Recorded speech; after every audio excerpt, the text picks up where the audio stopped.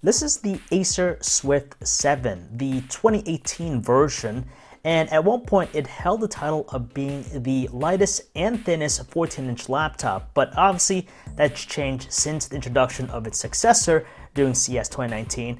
But this is going to be my full review of this laptop, which I've been using for quite some time since CES 2019, and I'm going to tell you everything I like and don't like about it. What stands out most here is, of course, the design. It is super thin and lightweight, just as skinny as an iPhone XS when it's closed, and they managed to cram in everything into such a tight frame.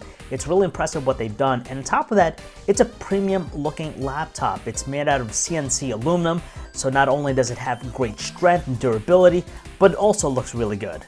You have a backlit keyboard, and I gotta say, for the most part, it gets the job done. It took a little bit of time getting used to, especially with the delete key, because I just wish it was in a separate row, as well as some other function buttons. But it is what it is. It gets the job done for the most part. You have also the trackpad. It's pretty well sized, but it's not clickable. So if you want to do a right click, you basically have to use 2 fingers for that, but it's something you get acquainted to over time.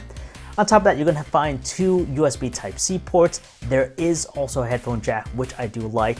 And this one also has a SIM slot, so it is LTE enabled if you want to add that.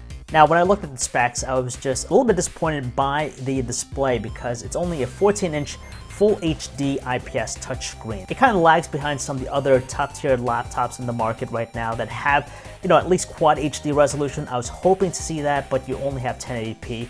But don't worry, because it's still bright, it's very vivid, you have nice poppy, punchy colors, and for the most part, it does get the job done. And I also appreciate that it is a touchscreen display. The bezels around the display are, for the most part, pretty skinny. Not the skinniest out there, but it does a good job. The bottom bezel, though, is a little bit thicker because that's where they actually place the webcam, right there. But besides that, I still think the display looks pretty sharp. For most people, the performance out of the Acer Swift 7 is going to suffice. It's powered by the 7th generation Intel Core i7 processor. That's the 7Y75 processor, and it's coupled with 8GB of RAM. In my experience, it handles the basic stuff with no fluff at all. It even handles 4K video editing, no issues whatsoever, except when it comes to rendering the videos and finalizing it. I just noticed that it takes a lot longer than some other laptops I checked out, like the HP Spectre Folio, even the Huawei MateBook X Pro. It's not quite as fast in that area.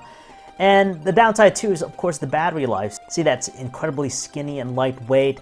The battery life is not as long as I'd want it to, but again, that is the trade-off. You're going to get that portability instead of the battery here. On top of that, though, with the battery and also the performance, I did notice that there was some heating issues with the laptop. It tends to get a little bit toasty, of course, when it's doing a lot of processing, but that's kind of expected given the materials made out of aluminum, the metal. It will generate more heat. It's not terrible, but I still notice it. If portability is your kind of thing, you want to travel light as possible, then yes, the Acer Swift 7 is definitely something worth considering.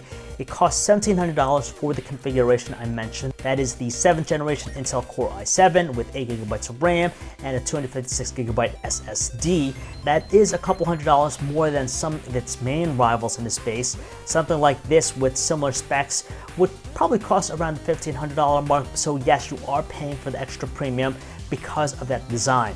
And that is it here for my review of the Acer Swift 7. I've enjoyed using it for the last couple of months, especially for CES 2019. I managed to get a ton of videos edited on this machine with no issues whatsoever, but I'm more eager to check out its successor in the 2019 version of the Acer Swift 7, which I'll have a video on very soon, so keep an eye out on that. So I'll catch you guys in my next video.